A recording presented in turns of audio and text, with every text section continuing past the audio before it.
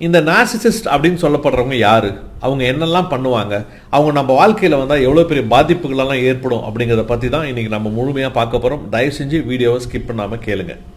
இந்த நார்சிசிஸ்ட் அப்படிங்கிறவங்க யாருன்னு முதல்ல பார்க்கலாம். இந்த தன்னலவாதி இல்லை சுயநலவாதி அப்படின்லாம் இந்த நார்சிசிஸ்ட் அப்படிங்கிறவங்கள வந்து சொல்லலாம். இவங்க என்ன பண்ணுவாங்க, மற்றவர்களுடைய உணர்வுகளுக்கு மதிப்பு கொடுக்கவே மாட்டாங்க.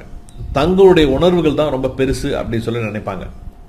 ஆரம்பத்தில் ரொம்ப வசீகரமாக, ரொம்ப வெள்ள மாதிரி பேசுவாங்க, ரொம்ப நம்பிக்கை வைக்கிற மாதிரி பேசுவாங்க. ஆனால் கொஞ்ச நாள் ஆக ஆக ஆக அவங்களோட சுயரூபத்தை காட்ட ஆரம்பிப்பாங்க. என்னுடைய வாழ்க்கையை நீ வாழ்கிறதுக்கு நீ சும்மா ஹெல்ப் பண்ணு போதும் அப்படிங்கிற மாதிரி தான் நடந்துக்குவாங்க. உணர்ச்சி ரீதியாக உங்களுக்கெல்லாம் எந்த ஹெல்ப்பும் பெருசாக பண்ணவே மாட்டாங்க. பெரும்பாலும் என்ன மாதிரியான ஆட்கள் நார்சிசிஸ்டாக இருப்பாங்கன்னு சொல்லி கேட்டிங்க அப்படின்னா, எப்பவும் தங்களை பற்றி மட்டுமே யோசிக்கிறவங்க, ஒரு விஷயத்துக்கு பொறுப்பு ஏற்றுக்கிறத தவிர்க்கிறவங்க, மற்றவர்களுடைய உணர்ச்சிகளை ரொம்ப ஈஸியாக கையாளுறவங்க, தங்களுடைய தவறுகளுக்கு கூட மற்றவங்கள குறை சொல்கிறவங்க, எப்போவுமே மற்றவங்களோட கவனத்தை ஈர்க்கணும் அப்படின்னு சொல்லிட்டு விரும்புகிறவங்க, என்னை பார்த்து எல்லாரும் கைத்தட்டணும், நான் வந்து பெரிய ஆளுன்னு சொல்லணும் அப்படின்னு நினைக்கிறவங்க. இவங்க மற்றவர்களை ரொம்ப ஈஸியாக குற்ற உணர்ச்சிக்கு ஆளாக்கிடுவாங்க. அதே போல் மற்றவர்களை எப்போவுமே ஒரு உணர்ச்சி ரீதியான ஒரு குழப்பத்திலே வச்சுருப்பாங்க. ஸோ இப்படியெல்லாம் அவங்க ஒருத்தங்களை பண்ணிட்டாங்க அப்படின்னா அவங்க நினச்ச வாழ்க்கையை அவங்களால வாழ முடியும் அப்படின்னு சொல்லி நினைக்கிறவங்க தான் இந்த நார்சிசிஸ்ட்டுங்க. அப்போ இந்த நார்சிசிஸ்ட்டுங்கள அறிகுறிகளில் மிக முக்கியமானது என்னன்னு சொல்லி கேட்டிங்கன்னா, எல்லாருமே அவங்கள புரிஞ்சுக்கணும்னு நினைப்பாங்க, ஆனால் அவங்க மற்றவங்கள சுத்தமாக புரிஞ்சிக்கவே மாட்டாங்க. எல்லாரும் அவங்களோட உணர்ச்சிகளுக்கு மரியாதை கொடுக்கணும், மதிப்பு கொடுக்கணும்னு நினைப்பாங்க, ஆனால் அவங்க மற்றவங்களோட உணர்ச்சிகளுக்கு சுத்தமாக மரியாதையோ மதிப்போ கொடுக்கவே மாட்டாங்க. ஆரம்பத்தில் இவங்களை நேசிக்கலாம், இவங்க ரொம்ப நல்லவங்க தான் போல இருக்குது அப்படின்னு நினைக்க வச்சுருவாங்க. ஆனால் நாளாக ஒரு ஆதிக்கம் செலுத்தி அந்த குடும்பத்தில் எனக்கு தேவையான விஷயத்த என்னோடய வாழ்க்கையை நான் வாழ்கிறதுக்கு நீ வந்து இங்கே ஹெல்ப் பண்ணுறதுக்கு வந்திருக்கிறன்ற மாதிரி உங்களை கொஞ்சமாக மாற்றிடுவாங்க. அப்போ இந்த நார்சிசிஸ்ட் அப்படிங்கிறவங்களாம் எப்படி வந்து உங்களை மாற்றுறாங்க அப்படிங்கிறத பற்றி தான் நீங்கள் நம்ம பார்க்க போகிறோம். கொஞ்சம் கொஞ்சமாக நார்சிசிஸ்ட்டுங்களுக்கு எப்படி நீங்கள் மாறிக்கிறீங்க. நான் வந்து ஒரு நார்சிசிஸ்ட் கணவனாவோ மனைவியாவோ வந்தாங்கன்னா நான் கண்டிப்பாக அதை அக்செப்ட் பண்ணிக்கவே மாட்டேன் அப்படின்னு ஆரம்பத்தில் நினைக்கிறேன். நீங்கள் எப்படி கொஞ்சம் கொஞ்சமாக அதுக்கு வந்து அடாப்ட் ஆகிடுறீங்க, வேறு வழி இல்லைன்னு எப்படி போயிடுறீங்க அப்படிங்கிறத பற்றி தான் நீங்கள் நம்ம பார்க்க போகிறோம். அவ்வளோ டேலண்டானவங்க இந்த நார்சிசிஸ்ட் அப்படி சொல்லப்படுறவங்க. இவங்க எப்படி கொஞ்சம் கொஞ்சமாக உங்களை வந்து அவங்களோட அப்யூஸுக்கு பழக்கிறாங்க, அவங்க உங்களை துன்புறுத்துறத எப்படி உங்களை ஏற்றுக்க வைக்கிறாங்க அப்படிங்கிற சில முக்கியமான பாயிண்ட்ஸ் தான் நீங்கள் நம்ம பார்க்க போகிறோம். ரொம்ப யூஸ்ஃபுல்லாக இருக்கும், உங்களுக்கு தொடர்ந்து கேளுங்க. முதலாவது, உங்கள் மேலே அப்படியே அன்பு மழை பொழிவாங்க. இவங்க உங்கள் மேலே ரொம்ப ஆசையாக இருப்பாங்க, உங்கள் மேலே ரொம்ப ஆசையாக இருப்பாங்க, உங்கள் மேலே ரொம்ப பாசமாக இருப்பாங்க, உங்கள் மேலே ரொம்ப அன்பாக இருப்பாங்க. நான் உனக்கு அதை பண்ணுவேன் இதை பண்ணுவேன்னு சொல்லிட்டு அப்படியே வாக்குறுதிகள் அள்ளி தெளிப்பாங்க உங்கள் மேலே. அதனால் நீங்கள் என்ன பண்ணுவீங்க அப்படின்னா, உணர்ச்சி ரீதியாக கம்ப்ளீட்டாக அவங்களோட கண்ட்ரோலுக்கு போயிடுவீங்க. பரவாயில்ல, நம்ம மேலே இவ்வளோ அன்பாக இருக்காரு, இவ்வளோ பாசமாக இருக்கிறாரு, நமக்காக இவ்வளோ விஷயங்கள் செய்யறான்னு சொல்கிறாரு அப்படின்னு சொல்லிட்டு நீங்கள் கம்ப்ளீட்டாக அவங்க பக்கம் போயிடுவீங்க. கிட்டத்தட்ட சரண்டர் ஆகிடுவீங்கன்னு வச்சுக்கோங்க. அவங்களுக்கு அதுதான் அவங்களுக்கு தேவை. முதல்ல உங்களை அவங்க பக்கம் சரண்டர் ஆக வைப்பாங்க. நீங்கள் சரண்டர் ஆகிறதுக்கு என்னென்ன வேலைகள்லாம் செய்வாங்க அவ்வளவும் செய்வாங்க. இரண்டாவது பாயிண்ட், நீங்கள் சரண்டர் ஆகிட்டீங்கள, அப்புறம் மெதுவாக கொஞ்சம் கொஞ்சமாக அவமரியாதையை அறிமுகப்படுத்துவாங்க. உங்களுக்கு சின்ன சின்ன அவமானங்களை கொடுப்பாங்க. ரொம்ப நுட்பமாக உங்களை வந்து இழிவுபடுத்துவாங்க. ஒரு நண்பர்கள் முன்னாடியோ இல்லை பொது இடங்களையோ இழிவுபடுத்துவாங்க உங்களுக்கு தெரியாத அளவுக்கு. கொஞ்சம் கொஞ்சமாக உங்கள் ரெண்டு பேத்துக்குள்ள இருக்கிற அந்த பவுண்டரி இருக்குல்ல, அந்த எல்லைகள் ஒன்று வச்சுருப்பீங்களே, அதை கொஞ்சம் கொஞ்சமாக மீறத்துக்கு ஆரம்பிப்பாங்க. அதாவது இதெல்லாம் என்ன ஆகும்னு சொல்லி கேட்டிங்க அப்படின்னா, உங்களை குழப்பறதுக்கு வழிவகுக்கும். என்னடா அது, இவர் இப்படியெல்லாம் அவமானப்படுத்த மாட்டாரு, இவர் இப்படியெல்லாம் இழிவுபடுத்த மாட்டாரு, இப்படி நம்மளெல்லாம் வந்து பார்த்தீங்கன்னா எடுத்தெறிஞ்சு பேச மாட்டாரு, ஏன் இவர் இப்படியெல்லாம் பேசுகிறாரு அப்படின்னு சொல்லிட்டு ஒரு குழப்பத்துக்கு நீங்கள் ஆளாயிருவீங்க. நீங்கள் குழப்பம் அடையும் போது தான் அவங்களால அவங்க நினைச்சதை சாதிக்க முடியும். அப்போ மூன்றாவது பாயிண்ட் என்ன அப்படின்னா, அவர்களுடைய மோசமான நடத்தையை அவங்க அது இயல்பான ஒரு விஷயமா மாற்ற ஆரம்பிக்கிறாங்க. இது முதல்ல வந்து உங்களுக்கு வந்து அதிர்ச்சி ஆகும். என்னடா அது, இவங்க இப்படிலாம் இல்லையே அப்படின்னு சொல்லிட்டு முதல்ல அதிர்ச்சி ஆகும். ஆனால் திருப்பி திருப்பி அவங்க நடந்துக்கிறத பார்த்துட்டு ஓகே அவங்களோட இயல்பே இதுதான் போல இருக்கு, வேற வழி இல்லை அப்படின்னு சொல்லிட்டு நீங்கள் அந்த விஷயத்தை எதிர்க்கிறதுக்கு பதிலாக கொஞ்சம் கொஞ்சமாக அனுசரித்து போக ஆரம்பிச்சிடுறீங்க. சரி ஓகே, இவங்க ஆள் அப்படி தான், வேற என்ன பண்ண முடியும், அட்ஜஸ்ட் பண்ணி தான் போய் ஆகணும் அப்படிங்கிறது நிறைய பேர் சொல்கிறாங்க பார்த்தீங்களா. அந்த மாதிரி நீங்களும் கொஞ்சமாக அனுசரித்து போக ஆரம்பிச்சிருவீங்க. நான்காவது முக்கியமான பாயிண்ட், அவங்க உங்கள் மனசை வந்து குழப்பிக்கிட்டே இருப்பாங்க எப்பயுமே. அதாவது நீங்கள் ஒரு விஷயத்த சொல்லுவீங்க, அவங்க அது இல்லை அப்படின்வாங்க. உங்களுடைய உணர்வுகள் அல்லது உங்களுடைய யதார்த்தமான வாழ்க்கை இருக்குது பார்த்தீங்களா, அதை எப்பவுமே கேள்விக்குள்ளாகவே வச்சுக்கிட்டே இருப்பாங்க அவங்க. அதாவது நீங்கள் ஒரு முடிவு பண்ணியிருக்கீங்கல்ல, அந்த முடிவையே தப்புன்ற அளவுக்கு உங்களை மாற்றிடுவாங்க. நாம் ஒரு முடிவு எடுத்தோம், அது சரியாக தான் இருக்கும்னு சொல்லி எடுத்தோம், ஆனால் இவங்க சொல்கிறத பார்த்தா தப்பாக இருக்க மாட்டிருக்கேன்னு சொல்லிட்டு உங்களை நீங்களே கேள்வி கேட்குற அளவுக்கு உங்களை வந்து ஆளாக்கிடுவாங்க. இதைத்தான் உங்களோட மனசை குழப்பறது அப்படின்னு சொல்லி சொல்கிறேன். நீங்கள் மனசு குழப்பிட்டீங்க அப்படின்னா நீங்கள் தன்னிச்சையாக ஒரு முடிவு எடுக்க மாட்டீங்க. நீங்கள் தன்னிச்சையாக ஒரு முடிவு எடுக்கக்கூடாதுங்கிறது தான் அவங்க விரும்புறது.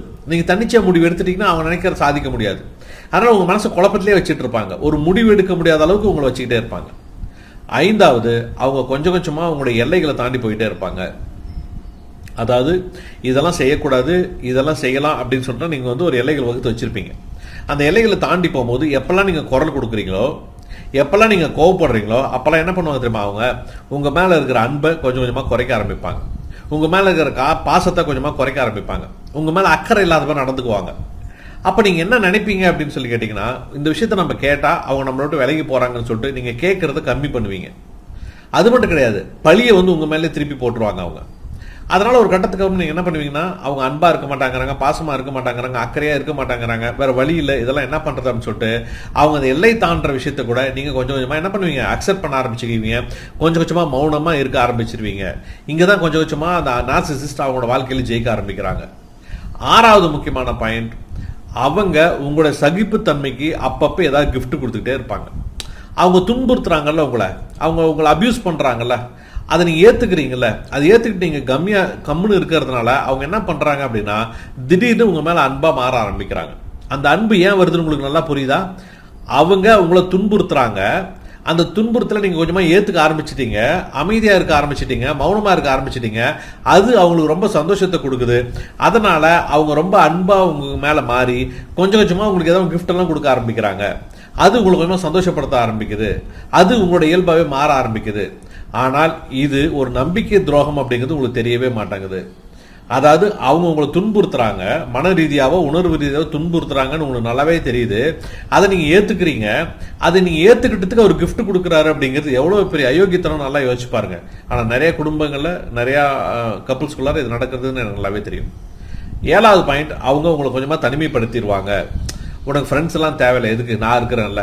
உங்கள் குடும்பத்திற்கிட்டலாம் போய் இதெல்லாம் பேசாத, உங்கள் அண்ணன் தம்பிக்கிட்ட போய் இதெல்லாம் பேசாத, அப்பா அம்மா கிட்டலாம் இந்த விஷயத்தெல்லாம் கேட்காத அப்படின்னு சொல்லிட்டு கொஞ்சம் கொஞ்சமாக உங்களோட குடும்பத்திலிருந்து விலக்கி வச்சிருவாங்க.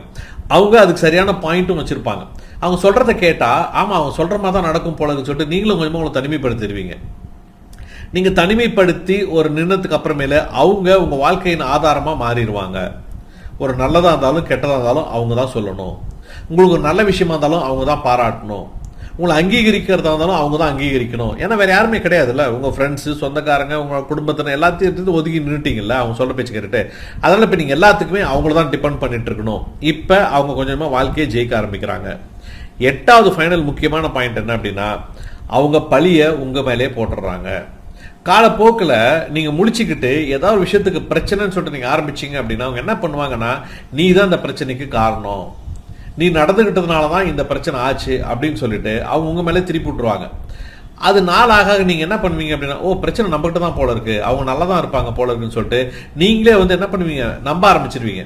பிரச்சனை நம்மகிட்ட தான் இருக்கும் போல இருக்குது, அவங்க சொல்றது கரெக்டாக தான் இருக்கும் போல இருக்குன்னு சொல்லிட்டு பிரச்சனையை நீங்கள் தான் சொல்லி நம்ப ஆரம்பிச்சதுக்கு அப்புறமேல அவங்க என்ன பண்ணுவாங்க, உங்களுக்கு கம்ப்ளீட்டாக ஆஃப் பண்ணி வச்சிருவாங்க. அப்போ இந்த 8 விஷயமும் கொஞ்சம் கொஞ்சமாக நடந்ததுக்கு அப்புறமேலே நீங்கள் கம்ப்ளீட்டாக ஆஃப் ஆகி கம்முன்னு தான் உட்காந்துட்டு இருப்பீங்க. எதிர்த்து எந்த கேள்வியும் கேட்க மாட்டீங்க. அப்போ அந்த நார்சிசிஸ்ட் இதெல்லாம் பண்ணிட்டாங்க அப்படின்னா அவங்க நினைச்ச வாழ்க்கையை வாழ ஆரம்பிப்பாங்க. உங்களை அடக்கி ஆண்டு இல்லை உங்களை கண்ட்ரோல் பண்ணி வச்சுக்கிட்டு அவங்க சொல்கிற மாதிரி உங்களை கேட்டு உட்கார வச்சுட்டு அவங்களோட வாழ்க்கையை வாழ ஆரம்பிப்பாங்க.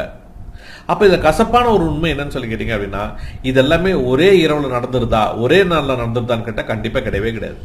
இந்த நார்சிசிஸ்ட்டுங்க இந்த விஷயத்த மெதுவாக திட்டம் போட்டு கொஞ்சம் கொஞ்சமாக உளவியல் ரீதியாக உங்களை மாற்றுறாங்க அப்படிங்கிறத புரிஞ்சுக்கோங்க.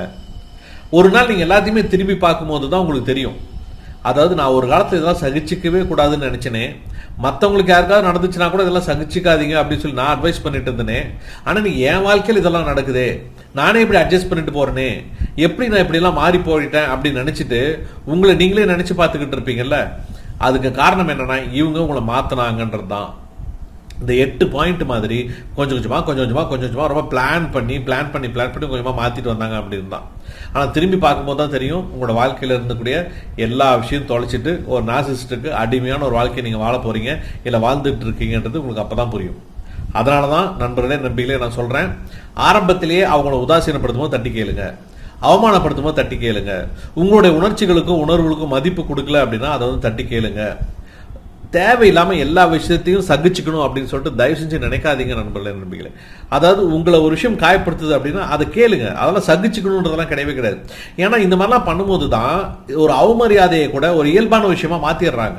ஒரு அவமரியாதையை சகிச்சுக்கிட்டு ஒரு வாழ வேண்டிய ஒரு வாழ்க்கை நம்மளுக்கு எதுக்குன்னு சொல்லிட்டு ஒரு செகண்ட் யோசிச்சிங்க அப்படின்னா இந்த நார்சிசிஸ்டுங்க அவங்க அந்த இடத்துல வந்து தண்டிக்கப்படுவாங்க. அந்த இடத்துல அவங்களை மாற்றிக்கிறதுக்கு முயற்சி பண்ணுவாங்க. நீங்களும் ஒரு சரியான ஒரு வாழ்க்கை வாழ முடியும். அப்படி இல்லை அப்படின்னா கண்டிப்பாக நார்சிசிஸ்டுங்கிட்ட மாட்டிட்டு வாழக்கூடிய வாழ்க்கை தான் உங்களுக்கு கிடைக்கும் அப்படின்னு புரிஞ்சுக்கோங்க. இந்த வீடியோவை இன்னொரு முறை கேளுங்க. உங்களுக்கு புரியல அப்படின்னா ரொம்ப ரொம்ப முக்கியமான நார்சிசிஸ்டோட வாழ்றது அப்படின்னு எவ்வளோ கஷ்டம் அப்படின்னு எப்படி உங்களை மேனிப்புலேட் பண்ணி மாற்றுறாங்க அப்படிங்கிறதையும் இந்த வீடியோ உங்களுக்கு தெளிவாக சொல்லியிருக்கேன். இந்த வீடியோ பிடிச்சிருந்தது அப்படின்னா லைக் பண்ணுங்கள், சப்ஸ்கிரைப் பண்ணிக்கோங்க, நம்முடைய சேனலை ஷேர் பண்ணுங்க, உங்கள் ஃப்ரெண்ட்ஸும் கேட்கட்டும். மீண்டும் அடுத்த நல்ல வீடியோவில் சந்திக்கிறேன். உங்கள் அனைவரது வாழ்க்கைக்கும் எனது மனப்பூர்வ வாழ்த்துக்கள். நன்றிகள்.